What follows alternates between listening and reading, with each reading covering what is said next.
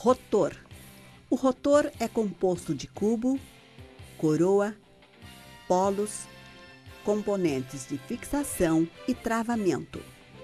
O cubo do rotor e os braços da aranha são componentes que formam a estrutura central do rotor do gerador, a qual, para efeito de transporte entre a fábrica e a usina, está dividida em 11 braços para 50 Hz e 13 braços para 60 Hz.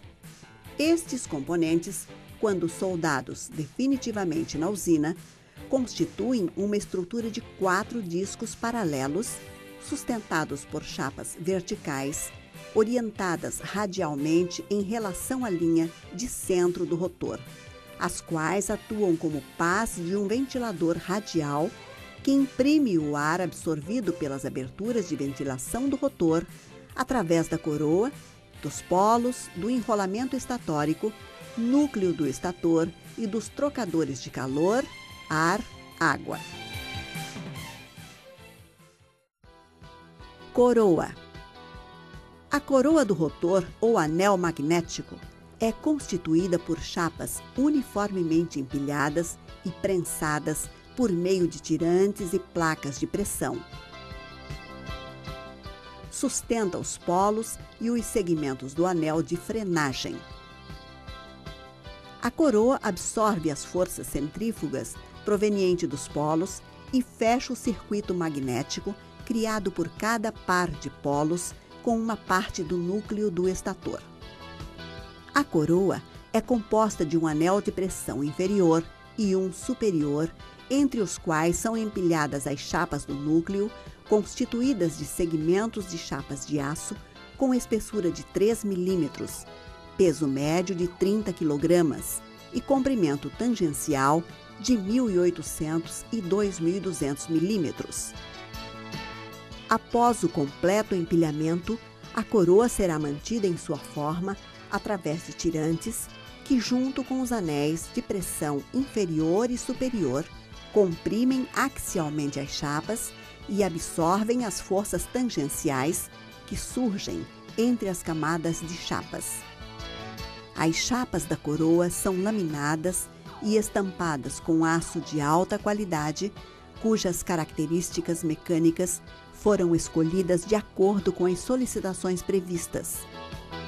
A coroa contraída pode dilatar-se livremente quando aumenta a velocidade, sendo mantida absolutamente centrada, ficando sujeita apenas aos esforços das tensões de tração tangencial.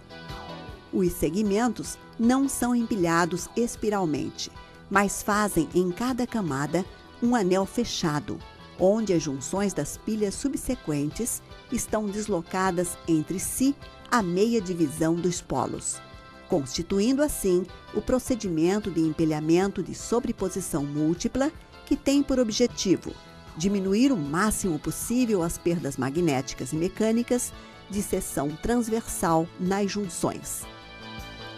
A coroa tem canais e rasgos para permitir a passagem de ar de resfriamento movimentado pela aranha do rotor. Estes canais e rasgos surgem em decorrência do uso de 2 comprimentos diferentes de chapa empilhadas conforme um esquema especial. A coroa é composta de pacotes parciais que são distanciados por chapas especiais, de modo que surge entre estes um rasgo de 20 a 22 milímetros. Os pacotes parciais, de aproximadamente 300 milímetros, são compostos de várias pilhas. Para cada camada inteira, composta por um pacote de segmentos de chapas grandes, segue um anel com segmentos encurtados, criando canais dentro do pacote parcial, possibilitando a passagem de ar. Na extremidade inferior da coroa, encontra-se um pacote parcial de aproximadamente 50 a 60 milímetros de altura, que sustenta a força centrífuga do anel de frenagem.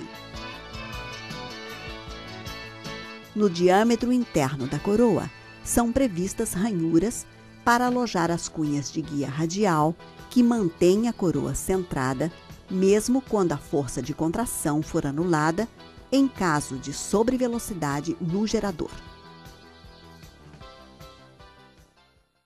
Polos.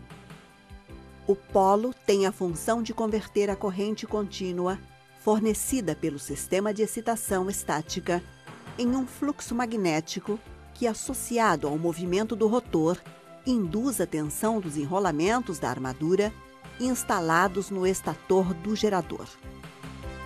Cada polo é constituído por enrolamento principal, enrolamento de amortecimento e núcleo magnético. O enrolamento principal é do tipo concentrado, constituído por espiras de cobre eletrolítico de seção retangular. Cada espira é isolada uma das outras e do núcleo polar.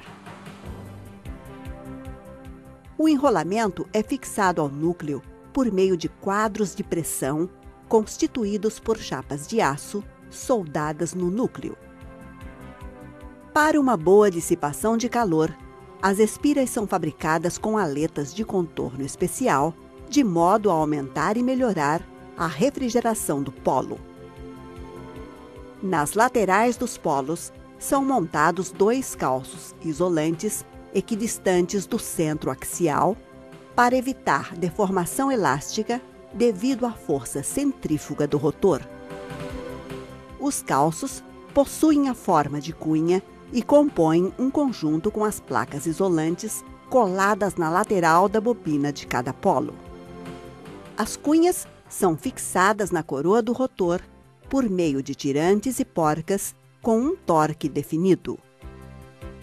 O enrolamento de amortecimento tem a função de reagir às oscilações eletromecânicas, contribuindo para a estabilidade do gerador e principalmente do sistema elétrico interligado.